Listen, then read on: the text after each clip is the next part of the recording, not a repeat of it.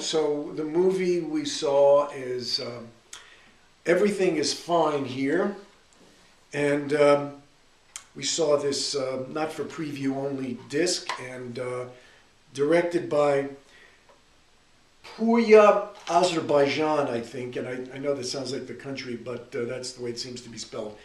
Azerbaijan. And it's an Iranian-made film, and both of us changed our minds after seeing it for the first time. We saw it right here. It was late evening, and I fell asleep twice during the movie. It's a slow-going movie. It's really a... it's not an action movie. It's a thought movie. It's a thought movie. Yeah, a thought movie, sure. And what are we thinking about? We're thinking about the rape of this woman, which is what the story is all about. The woman, Ardavan. Ardavan gets about 1/3, halfway through the movie, we find out that she's...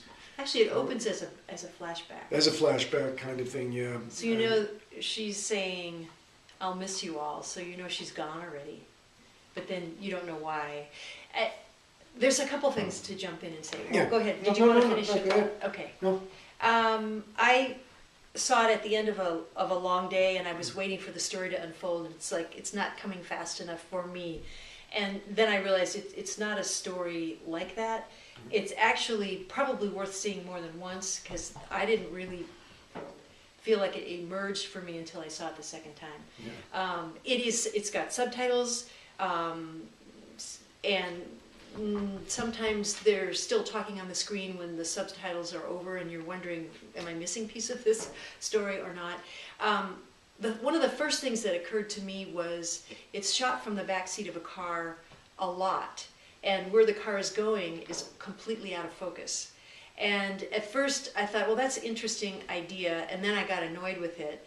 And then later, when I saw it the second time, I thought, it's like this bubble, the story's in this bubble, and it's passing through this culture, and the culture is all out of focus, just like they're traveling forward into something they actually can't see. So to me, ultimately it added to the film, although I do think it was a technique used too often in the film. But I think because it's not an action film, you need some way to let the story unfold, and it frequently unfolds from the backseat of a car. There's one point in which you're looking into the car. Yeah, the woman and her boyfriend are driving. He's the driver, and right, we get a lot about their life, and then the aftermath of what happens to them from the backseat of a car. But you know, that technique and some other techniques in this movie put us in the position of eavesdroppers, not just people watching a movie, but it's almost as if we're in the backseat of the car, eavesdropping on them.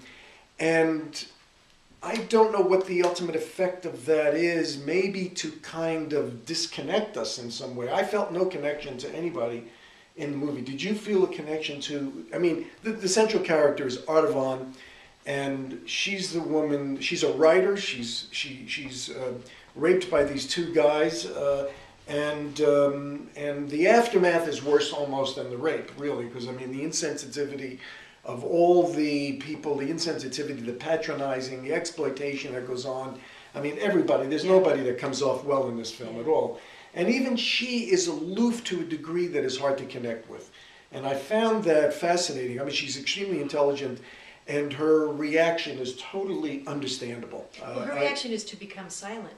And you sort of want her to scream, and you want her to... A lot of people are saying, name these people, and she doesn't name them, she goes silent. No, she doesn't know their names. I mean, she doesn't know their names. Well, say what happened. Say what happened. And, you know, she's looking at mugshots at the police station, but ultimately, you kind of come to realize, for a writer to go silent is really strong. Yeah, and so it's not just a violation, a sexual violation, it's a violation of her whole being on the earth, and then sort of women's being on the earth, because the family, the police station, the cultural organization that wants to send her to Heidelberg for her writing, they all treat her differently after the fact, as if she is used goods in some ways. Yeah, she's damaged goods for sure. You know, and some of them even want to exploit her. They'll give her money, but they want to make a video of her. Tell her dramatic story, and her reaction is, what cut are you getting out of this? And she becomes a commodity. That's really disturbing. So she becomes the rape. She is the rape, and nobody can see her any other way but as, and for a culture that considers women used goods after that, it's as if all of that pours into her in some way. So, you know, at first her fiance, the other thing that's really amazing is the people around her are so upset about this event, it's all about them and how they feel. And her fiance is crying and telling her how hard it is for him to deal with this. And it's like nobody is actually seeing her or even giving her any space for healing, or even just waiting for her voice to come out. They're actually peppering her from the beginning to start talking about it. And so she tries to emerge from being silent. She comes out and says, I will talk. I will talk for my fiancé.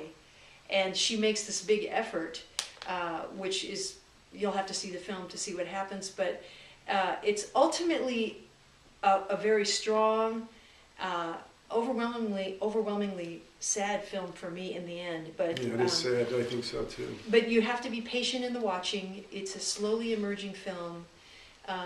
This is not a movie you like. It's a movie you need to see. It's an important movie, and it sheds light on a problem. I think when women get raped, and this is even in America too. It isn't just in the Middle East or South Asia, although some places it's very bad, where the victim is treated worse than before the rape. In other words, they blame the victim, and some places they'll kill her. Some places there's an honor killing that needs to take place because the woman's been raped. So it's extremely bad on that level. And it's very ironic that she's an emerging writer who's been recognized globally, and that is of no value. And the only value is if perhaps her boyfriend will still marry her if she has a hymenectomy that puts her back into hymenoplasty. Yeah. That will put her back into some kind of pre-rape shape. And that becomes what the family is actually worried about. And they're all worried. The fiance's family wants nothing to do with her. They don't even want to see her. They don't even want to be in the same room with her. It's really appalling. But she was contemplating writing about this thing, because she goes through the movie. She struggles with how to begin the story, how to begin, which part of this, where should it begin here with this character, with the rape, with her parents, with the other one's parents. So she's kind of struggling throughout the movie to kind of get a grasp on what happened to her, right? I mean, but I don't think the movie's likable. I mean, this is not a movie that you kind of walk out and you enjoy it. It's just an important movie to see. I mean, it sheds light. It's a witness to someone's pain, and it's also told in a very kind of. When I first saw it, the first time I saw it, the word ponderous came to mind. It was just like unrelenting in its weight, but it does have this element of gravitas because it treats this crime very seriously. I think. I mean, it doesn't. It treats the crime seriously insofar as how her community has failed her.